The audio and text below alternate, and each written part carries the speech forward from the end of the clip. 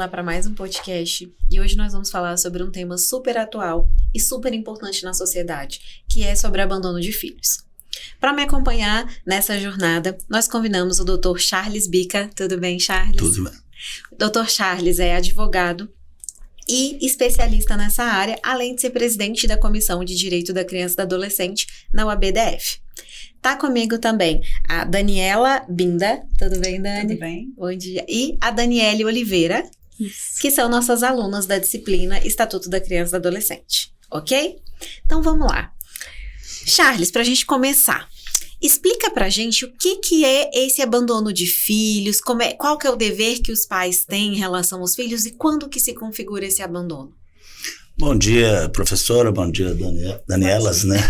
Eu queria primeiro, antes de mais nada, agradecer ao Uniprocesso pelo convite, acho muito importante estar falando sobre esse tema. O abandono afetivo, ele muitas vezes é confundido. O próprio nome leva pessoas a erro, algumas involuntariamente, e outros que combatem, que são os inimigos dessa causa, que nem todo mundo está de acordo, usa isso para desqualificar o movimento, tá? Porque ele usa afetivo. E, na verdade, nós não estamos falando de afeto. Ninguém tem dever de amar ninguém. O dever é de cuidado. E esse dever de cuidado, muito embora eu ache muito difícil você cuidar de alguém sem amar, mas ele está previsto no nosso ordenamento jurídico. Ele está lá na Constituição, no artigo 229, né, dever dos pais assistir, criar e educar os filhos menores. Isso está replicado no Código Civil, no 1634, está lá no ECA, se eu não me engano, 20 ou 22, está ali replicado de uma forma bem clara. Nós temos também na Convenção dos Direitos da Criança, que é o tratado mundial com o maior número de ratificações, que toda criança tem dever de ser cuidada por seus pais. Então eu acho uma coisa tão óbvia, que assim, acho que transcende até a lei, tá? É algo inerente a um instinto humano, cuidar. Uma criança sem cuidado, ela morre. Sim. Diferente de outros animais, tem animais que já nascem. Uma zebra, por exemplo, em poucos minutos ela já está andando, a criança fica ali, o bebê fica ali deitado, e se ninguém for lá pegar esse bebê, né, e cuidar dele, ele vai morrer. Então o mínimo que se exige, o mínimo que nós estamos aqui a exigir, a lutar por isso, não era para isso estar acontecendo, é um núcleo mínimo de cuidado com aquele filho, aquele ser humano em formação. Eu acho interessante que eu gosto de dar o exemplo em sala das leis e das discussões que não deveriam existir porque elas são meio óbvias, né? Aí eu sempre dou o exemplo, assim, do parque que tem a plaquinha, favor recolher o cocô do seu cachorro. Não é uma coisa óbvia, né? Então, assim, não é uma coisa óbvia que os pais têm que cuidar dos filhos, né? Assim, eu entendo que é algo muito óbvio, né? Não precisava da gente estar aqui discutindo sobre isso, sim, né? Sim, exatamente. E diferencia pra gente, Charles, essa questão, porque eu vejo muitos pais falando assim, mas eu paguei pensão a vida inteira e agora estão me cobrando abandono afetivo. Diferencia pra gente essa questão, porque são coisas distintas, né? É porque quando a gente fala de cuidado, você fala, o pai tem o dever de cuidar, mas isso já não está incluso a pensão alimentícia? Não seria isso? O filho, eu costumo dizer que filho não é rubrica alimentar de contra-cheque. Filho é um ser humano em formação que precisa de assistência, ainda que seja um núcleo, como eu coloquei antes, um núcleo mínimo, né? mínimo de cuidado, né? Tem pai que, são vários casos, eu atuo em alguns, né? Comecei com isso lá no ano de 2011, né, de crianças que são aniversários sem um parabéns, festa de Natal sozinha, aquelas apresentações escolares. O pai nem sabe quem é aquele filho, não sabe, não tem nem noção onde estuda, quem são seus amigos, o que gosta, isso era tido como uma situação comum, até corriqueira, né, normal, entre aspas.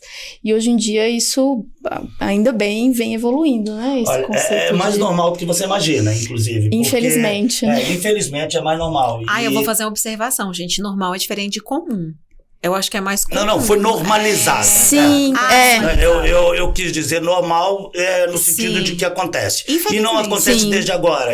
Se eu for falar disso agora, eu vou levar todo o episódio do podcast falando disso. Eu tive o cuidado de estudar as origens do ser humano, a Idade Média, até a mitologia. Se você for ver lá, tá todo mundo abandonando, os filhos abandonados, Rômulo e Remo em Roma. Você pega histórias assim, né? No início do Brasil, na colonização do Brasil. Então, assim, aquela roda dos expostos onde colocavam as crianças. Então, a gente tem, assim, uma trajetória da humanidade de abandono. O abandono vem desde o início da humanidade. Como eu estava dizendo, né? Até na mitologia, a coisa assim que transcende, né? a modernidade. Então, é uma cultura do abandono, mas nossa sociedade civilizada hoje, nós não temos nenhum compromisso com os erros dos nossos antepassados. E alguns continuam replicando. E a gente, quando a gente traz esse movimento, é no sentido de, primeiro, mostrar que isso não é normal. O normal é o pai cuidar do seu filho ou da sua filha, igual Sim. até o reino animal, né? Será que a gente vai precisar... Estando ou não dentro de uma relação, né? Enfim, com a mãe ou não, o que acaba é o casamento, né? A família continua. Exatamente. Aquele casamento, aquela relação conjugal acabou, mas aquele pai vai ser, pelo menos deveria ser pai da filha, mas acontece muito, é muito comum os pais esquecerem os filhos do primeiro casamento, aquele outro filho. Isso acontece sem falar nas mães solos, ou pai solo também, né, que existe. Sim. Tem muita gente que cria o filho sozinho e aí o filho sente esse abandono do genitor que não está presente na relação, independente de ter tido um casamento ou não. Não só sente como tem consequências. E eu quero só fazer, professor, eu quero fazer só uma observação aqui que eu gosto muito de fazer. Quando eu falo pai, alguns até falam, pô, mas a gente tem as comunidades, depois aí a gente pode colocar aí, né, as comunidades. Quando eu falo pai, volta e meia eu recebo um ataque direto, né? Mas você só fala dos homens. Eu gostaria de estar falando de todos, mas eu estou focando no pai, mas porque é mais comum. Não é uma situação igualitária. Eu sou pai, eu sou um apaixonado Exatamente. pela paternidade, né? Então eu não teria nenhum motivo para estar criticando o pai nem a paternidade. Muito pelo contrário. Eu sou um incentivador, eu sou um estudioso nessa área. Depois, se a gente chegar lá, posso dizer as últimas coisas que a gente tem feito nessa área da parentalidade, que é o antídoto para isso aí que está acontecendo, né? Mas então eu quero frisar que mãe também abandona. Mãe também abandona. É só a proporção menor. Mas aí as pessoas, você tem uma pesquisa? Eu falei, não tem uma pesquisa. Sabe por que eu não tenho uma pesquisa? Eu não tenho pesquisa nem de abandono afetivo, porque a sociedade não se importa com isso. Mas isso se reflete, por exemplo, a gente fez o levantamento pro nosso trabalho, né? No número de crianças que não tem o nome do pai na certidão de nascimento. Eu imagino que vocês trouxeram um dado do censo de 2012, né? Que foi o CNJ que pediu ao Ministério da Educação na rede escolar. Esse número que deu 5,5 milhões de crianças, não foi isso que vocês apuraram? Aproximadamente 5,5, esse número é de 2012. Vamos trazer esse número de 2012 para 2024. Quantos milhões não seriam? E esse número que o censo escolar apurou na época, que não tinha o nome do pai na certidão de nascimento, era só das crianças matriculadas na rede de ensino. A evasão escolar no Brasil é imensa. Imagina, então, as que não estavam vamos somar a atualização, mas as que não estão na rede de ensino. Agora tem uma coisa muito interessante. Uma boa parte dessas crianças abandonadas, elas só têm o nome do pai na certidão. Ali nós estamos falando daqueles 5,5 milhões que não tem o nome. E quantas têm o nome na certidão? E de fato não tem a presença, né? Pessoa Sim. Na vida real. Esse dado realmente é invisível, né? E eu acho interessante, assim, as justificativas. Sim. As justificativas são, sua mãe dificultou o contato. Sim, você nunca correu atrás. Outra justificativa é, eu morava em outra cidade. Como se hoje a gente não tivesse e-mail, telefone, né? 1 milhão de jeitos de conversar. Outra justificativa é, eu trabalhava muito, assim. A mãe não. Então, assim, são justificativas do injustificável, né? Vamos fazer um parêntese? Inclusive, eu estava lendo algum material sobre isso que falava assim, então o judiciário tira o poder familiar dessa pessoa. Mas aí é um prêmio para ele, porque ele já não quer participar. Aí caracteriza lá que ele não estava dando os cuidados, o judiciário tira o poder, né, familiar desse genitor. E aí ele foi premiado. Tipo assim, não é a solução, né? Não é a solução. Isso aí nós vamos dizer o seguinte. A mãe não deixa ele ver. Aí nós já estamos falando de uma coisa chamada alienação parental. Já é uma outra figura e essa é muito comum as pessoas falarem. Quando eu falo abandono afetivo, é quando é um abandono deliberado, injustificado. Sim. Quando esse pai é vítima de alienação parental, ele não está cometendo abandono afetivo em hipótese nenhuma. E aquela questão da criança, né, longe, morando, o pai pode estar no Japão, do Japão ele pode saber o que o filho almoçou, com quem que o filho falou, qual programa que ele está vendo, isso não é justificável. Não é, mas assim, eu tô colocando que é injustificável e muitas vezes nem é caso de abandono afetivo, de alienação parental, é caso mesmo assim, de que eu não quero assumir a minha responsabilidade. E aí eu uso isso como uma desculpa porque não tem, é uma desculpa mesmo que não tem justificativa. Verdade. Né? E me estranha um pouco, Charles, porque isso é um debate recente, né? Como você falou, você começou a discutir isso em 2011. 2011, eu não diria que eu fui o percussor nisso, tá? Existem colegas que já estavam antes. Em 2003 foi a primeira condenação de um pai em Capão da Canoa, no Rio Grande do Sul. O IBDFAN trabalhou muito nisso, né? E quando eu cheguei para trabalhar com isso, eu não tenho dúvida e tenho uma tranquilidade muito grande de afirmar que, embora eu não tenha sido percussor nas ações jurídicas, que eu também tenho ações judiciais, tenho uma agora recente, que eu acabei de condenar depois eu até gostaria que vocês me perguntassem sobre essa nova ação, né? Eu tive um papel muito grande no sentido de divulgar o tema. Porque quando eu fiz o livro, praticamente, o primeiro livro em 2015, praticamente não tinha quase nada sobre isso. Esse livro aqui. E a gente vê o abandono afetivo, dever de cuidado e responsabilidade civil e abandono de filhos. O que acontece? Eu criei as comunidades nas redes sociais. A gente sabe os poderes das redes sociais. Você dá voz às pessoas, né, que estão passando pela situação. A nossa comunidade no Facebook é a maior do Brasil sobre o tema. Ela tem quase 100 mil, são 90, 87, se eu não me engano. Não sei certeza. Eu sei que são mais de 80 mil seguidores. A gente tem no Instagram também. Tem um site, abandonoafetivo.org. Tem um site e a gente está sempre divulgando. Eu tenho assim... A gente pode divulgar também no material, né, posteriormente. Quantas entrevistas, eu não me lembro quantos jornais, eu não me lembro quantas revistas, inclusive a nova revista do IBDFAN, que é o Instituto Brasileiro de Direito de Família, tem uma entrevista minha lá e outros colegas, com a capa de abandono afetivo. O IBDFAN teve um trabalho muito bacana, que eu faço parte. Então, assim, eu acho que era importante divulgar, porque muitas pessoas... Tem dado foco ao tema, né, que é tão importante mesmo. Que a gente conversa, elas acham que aquilo era só com ela, o que eu fiz. Sim, verdade. Quando elas começam a conversar e ver outras pessoas, falam, gente, isso é muito mais comum do que se imagina. Do que se imagina, né? E as pessoas até se ajudam, né, nessas comunidades também. A comunidade, ela tem um poder incrível de conectar pessoas em situações parecidas. E aquela pessoa, quando ela vê que existe mais um, mais outro, mais outra, no caso aqui outra... Isso fortalece, né, a pessoa naquela... Se fortalece em grupo. Eu empodera, né? É verdade. Essa pessoa, até para entender, sabe? Porque eu acho que para combater... Que é como você estava falando, a pessoa acha que ela é uma exceção e, na verdade, não é, né? Ela se vê, então, num contexto, né, de um todo, de outras pessoas na mesma situação. Não diga família assim, só um núcleo, pai, mãe, filho, mas quando a gente começa a estender tio, tia, primo, você vai achar em todo lugar isso. É uma epidemia, é uma coisa seríssima, o abandono de filhos. E eu acho que a primeira coisa é o que vocês estão fazendo aqui, o Uniprocessos, trazendo um tema que vai ser divulgado para várias pessoas, para as pessoas entenderem que não é normal. Se a gente pegar, por exemplo, outras coisas que eram normais e deixaram de ser normais, foi assim, vamos pôr uma coisa ali, um cigarro, por exemplo, antes era comum, e o cara chegava aqui dentro dessa sala e soltava a fumaça e você ficava ali, não posso fazer nada, é o direito dele, não é o direito dele. O tempo foi deixando e foi proibido, e as pessoas foram... Então, assim, a gente pegar, por exemplo, isso, as pessoas estão partindo de uma premissa de que isso é normal. E vou te dizer, eu tenho...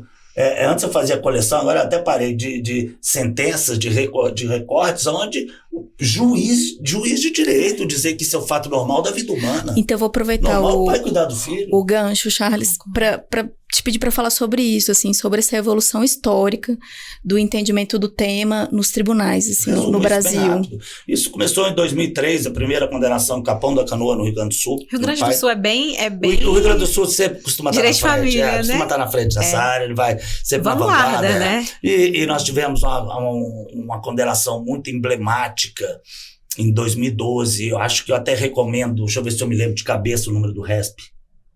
1159-242 de São Paulo. Nossa, é o recurso especial 1159-242 de São Paulo, de relatoria da ministra Nancy Andrighi. Esse voto da ministra Nancy foi um marco na nossa luta contra o abandono de filhos. Ali, o voto é uma aula. é uma aula sobre abandono de filho. Ela resume esse julgado dela com a frase: amar é faculdade, cuidar é dever. Foi o que a gente então, quando eu comecei em 2011, quando eu propus a minha primeira ação de abandono afetivo, eu não tinha o STJ favorável, mas eu peguei votos de ministros que perderam nos julgados anteriores e usei aqueles votos muito bons, né? E a gente conseguiu, na época, eu consegui a condenação do pai num valor altíssimo, né? Então, assim, em 2002, esse pai foi condenado a R$200 mil, foi um marco nessa nossa luta, e depois, não sei por que motivo, o STJ passou aí praticamente uma década sem condenar esses pais abandônicos, vamos chamar assim, né?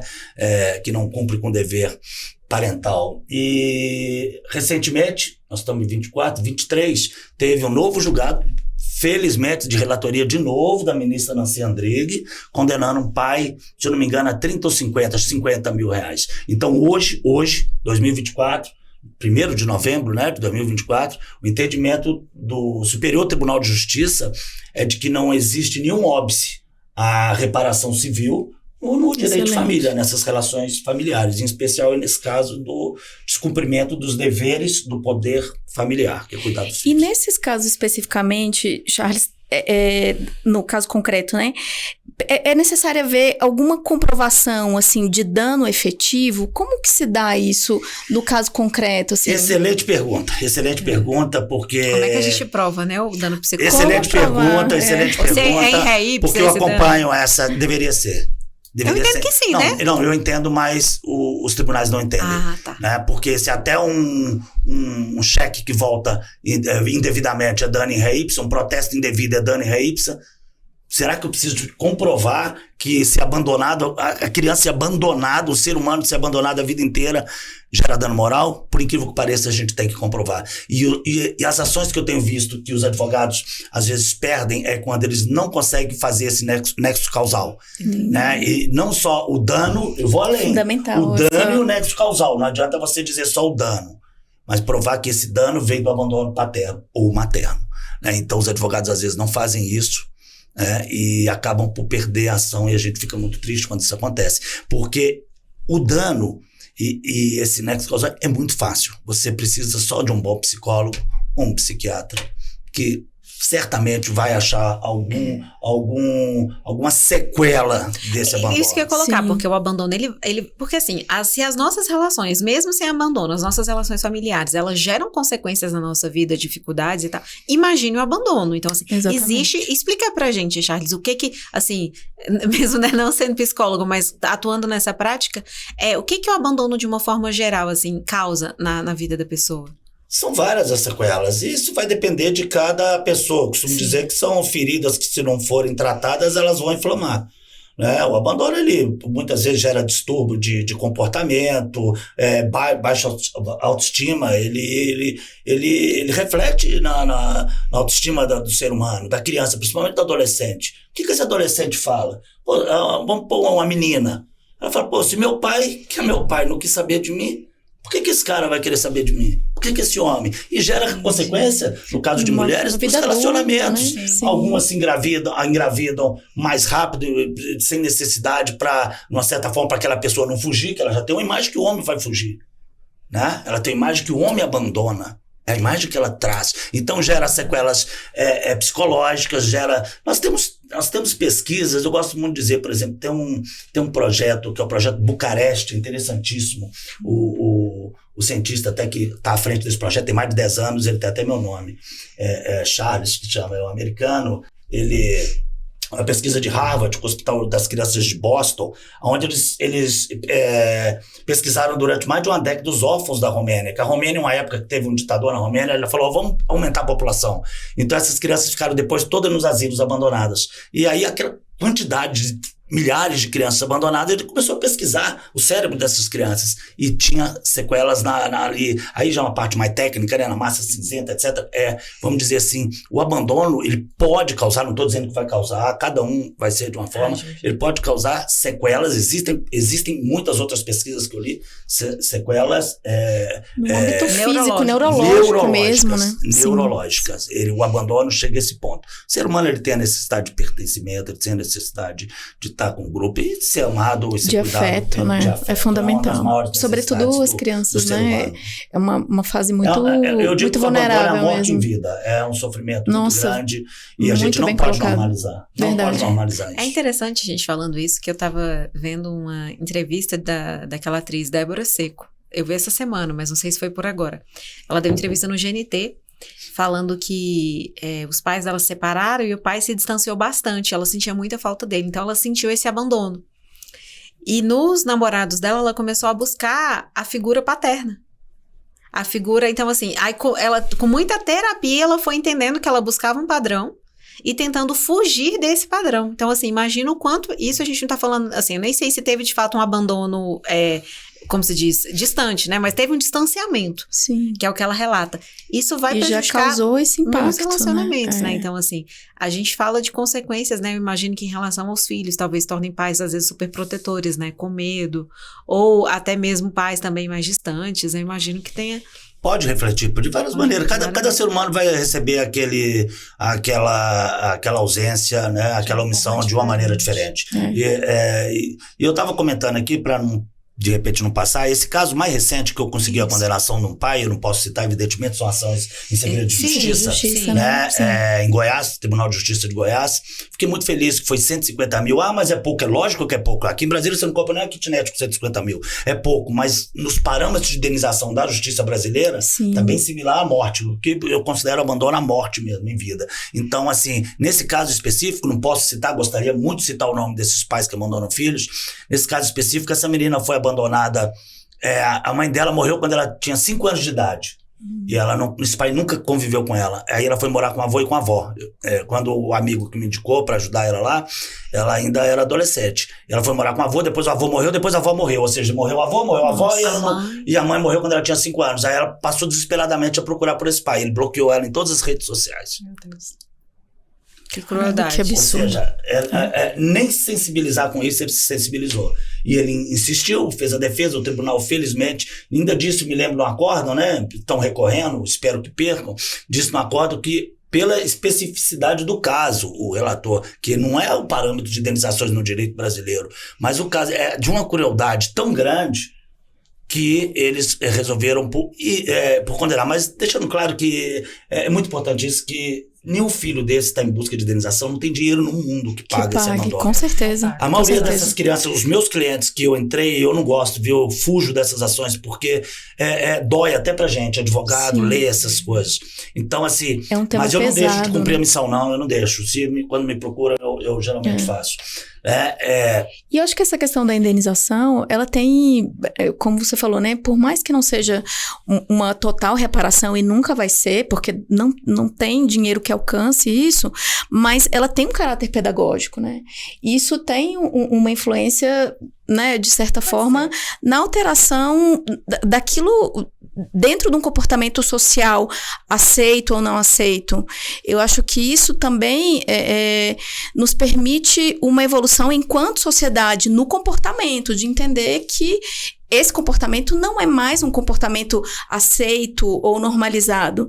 Então, eu acho que essa questão da indenização e de entrar com essas causas, assim, de fato, também tem esse viés, né? Deixa eu fazer uma história. Eu ia perguntar, o senhor vê isso como essa punição como um caráter pedagógico ou como um caráter punitivo? As duas coisas. As duas coisas. A punição tem que ter... Por que tem um ato ilícito se a gente tem um dever previsto no ordenamento jurídico? Cuidado, filho, já citei os artigos do início do programa.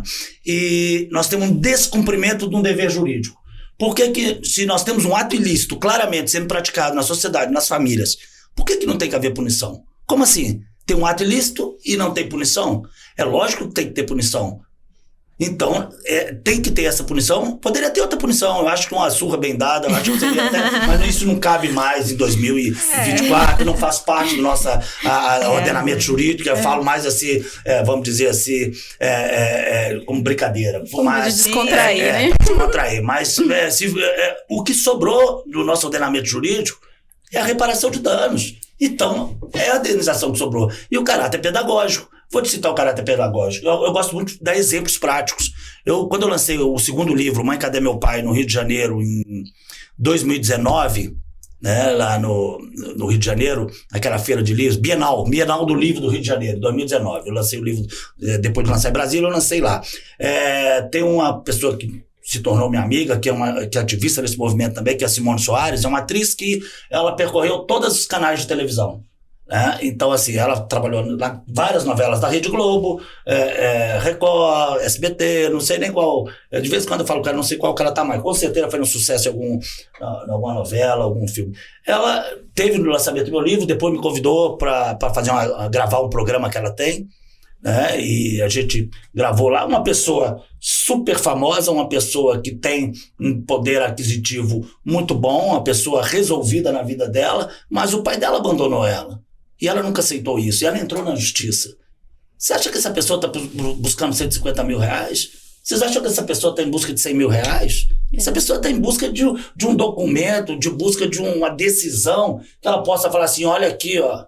Que ela não precisa nem falar, que ele vai saber da decisão. Então... Olha aqui, ó, o que você fez está errado. O que você fez não está certo. Então, muitas dessas pessoas, eu diria a maioria absoluta, não estão em busca de dinheiro, estão em busca de dignidade.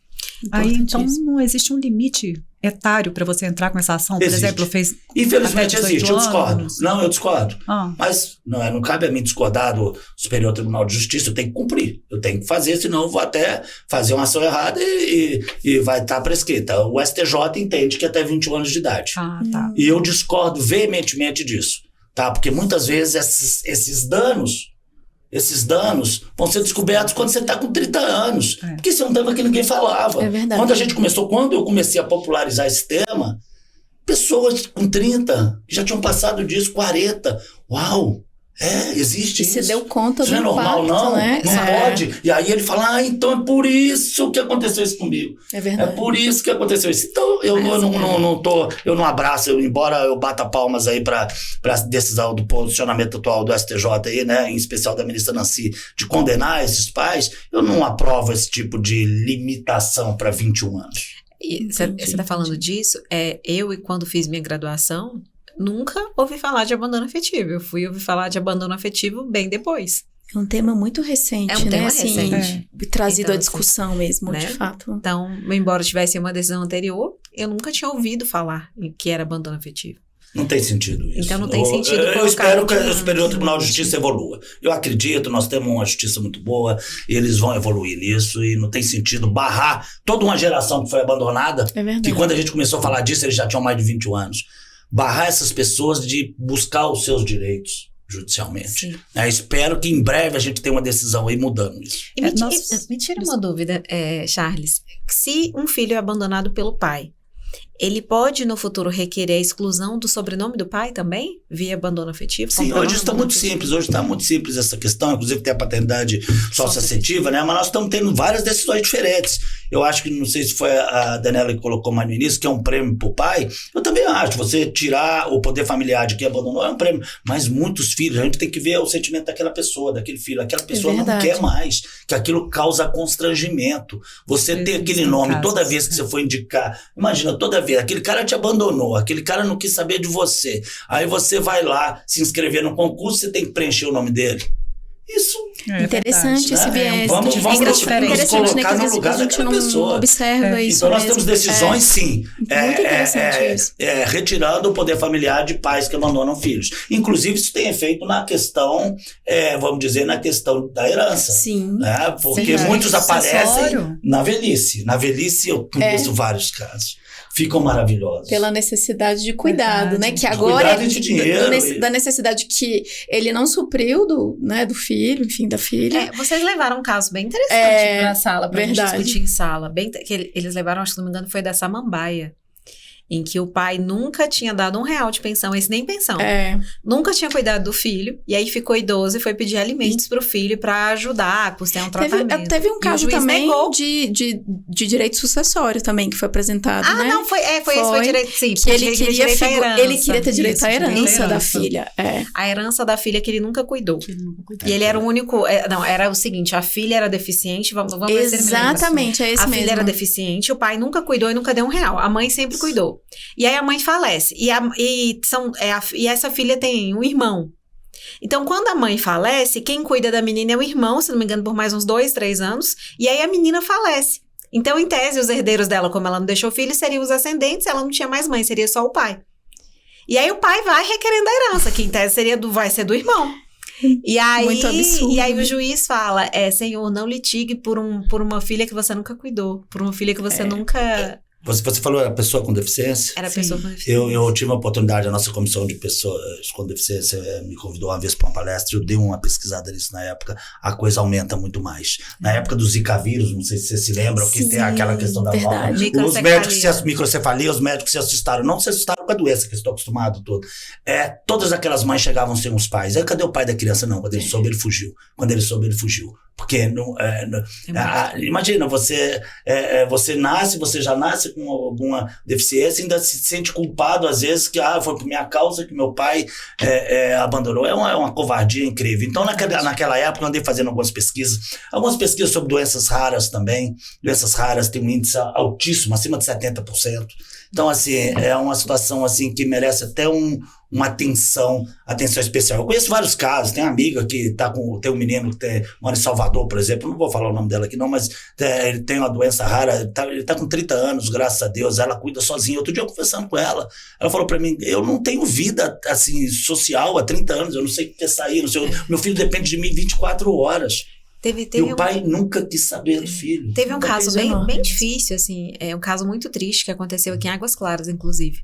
Não sei se vocês viram, a mãe, ela era mãe solo assim, né, mãe abandonada, de um menino autista de suporte nível 3. E era um adolescente, se não me engano, ele já tinha uns 11 anos e muito agitado. Então, assim, ela tinha muito problema no condomínio, porque ele partia pra cima das pessoas e gritava muito, enfim. E ela cuidava dele sozinha, e não tem vida. E não tem ninguém que queira cuidar, não consegue, mesmo que às vezes você consiga pagar, você não consegue funcionários por conta da dificuldade. E ela, assim, é um caso muito triste, eu nem sei se a gente pode falar isso no podcast, porque é um tema muito sensível, né? E ela mata o filho e se mata em seguida. Meu Deus. Porque ela não só, assim, o desespero dela, assim, mental, tão profundo, porque ela não conseguia. E aí ela mata o filho primeiro com medo de acontecer alguma coisa pra ele, mas querendo dar uma paz. A parentalidade, o abandono, ele é pai de todas as mazelas da sociedade, eu costumo dizer. Eu trabalho muito na área de proteção à infância, na área de abuso sexual, a gente faz campanhas na OAB. Aquela criança cuidada, aquela criança protegida, ela dificilmente será abusada, entendeu? E a gente tem pesquisas também, não dá tempo de falar tudo, o programa é pequeno, mas a gente tem pesquisas na área, por exemplo, do socioeducativo. 2/3 daqueles menores internados foram abandonados pelo pai na infância ou na adolescência. Eu estou dizendo de 2/3, eu tenho pesquisas de vários lugares. Imagina, então, assim, o abandono, ele causa danos à sociedade inteira. A sociedade inteira. Esse tema é muito sério. E até sério. então era um tema, entre aspas, né, invisível, que a gente não se dava conta, né, dessa e aceitável, né, gente? E aceitável, né, colocado como a gente falou no início, né, como normal, e que de fato não é, né? Desculpa, deixa eu só fazer uma ponderação aqui, que eu acho que tem algumas coisas assim que eu acho que às vezes dá o tempo e eu não consigo falar, né?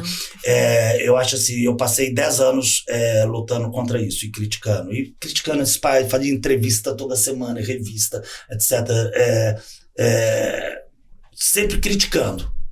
O pai fez isso, o pai fez aquilo, e eu comecei a me cobrar. De uns 5 anos pra cá, eu comecei a me cobrar. Eu falei, cara, vem cá, você tá apontando o dedo, mas você não dá solução. Você tá culpando, mas você não fala o que tem que fazer. Então, criticar é fácil. O que você vai fazer?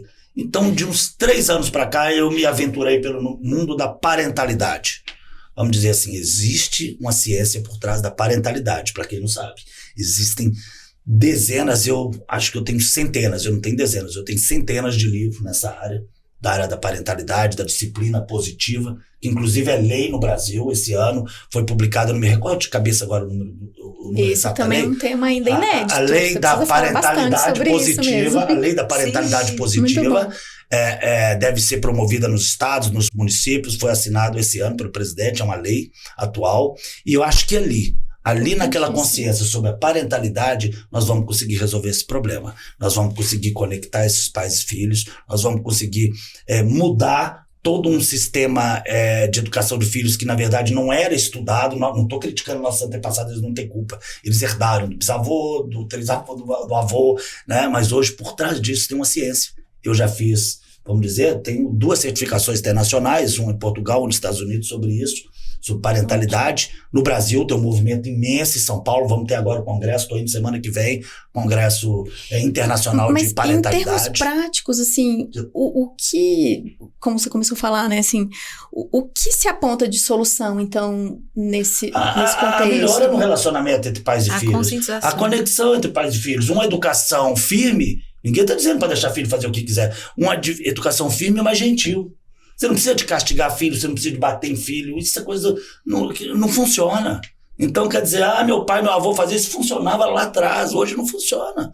As crianças são informadas, as crianças têm internet, as crianças jogam no Google, elas sabem mais que a gente. Sim, né? A criança... Então, essa mudança no relacionamento, eu estou trabalhando, inclusive, um curso sobre isso, um curso para conectar esses pais e filhos. Eu tenho uma palestra, eu tenho, na verdade, 2. Eu fiz na UAB esse ano, que chama Conectando Pais e Filhos. Uma palestra nesse sentido, né? No final a gente pede aqueles pais para rever algumas coisas, pais que abandonaram, etc. Onde a gente, na parentalidade consciente, esse curso que eu fiz de Portugal é parentalidade consciente, aqui a gente chama parentalidade positiva, né, nos Estados Unidos, e tem um movimento grande em São Paulo. Nós temos mais de 3 mil, acho, educadores parentais formados em São Paulo. Vejo, muita conexão disso com a justiça restaurativa, né? Sim. Inclusive, eu conversando outro dia com a promotora na Vara da Infância e da Juventude, ela me falou, cara, eu não queria estar condenando esses pais. Eu não queria estar condenando esse pai. Eu não quero condenar um pai. Mas se eu tivesse uma solução, vamos supor que se eu pego pai, olha, você vai fazer um curso aqui, ó, de 6 meses aqui, ó. Você vai aprender a ser pai. Esses depois projetos você fala, são bem foco, inclusive, aí a gente chama de ANPP, Ação de Não Persecução Penal, ANPP. Isso, apoio de não persecução penal.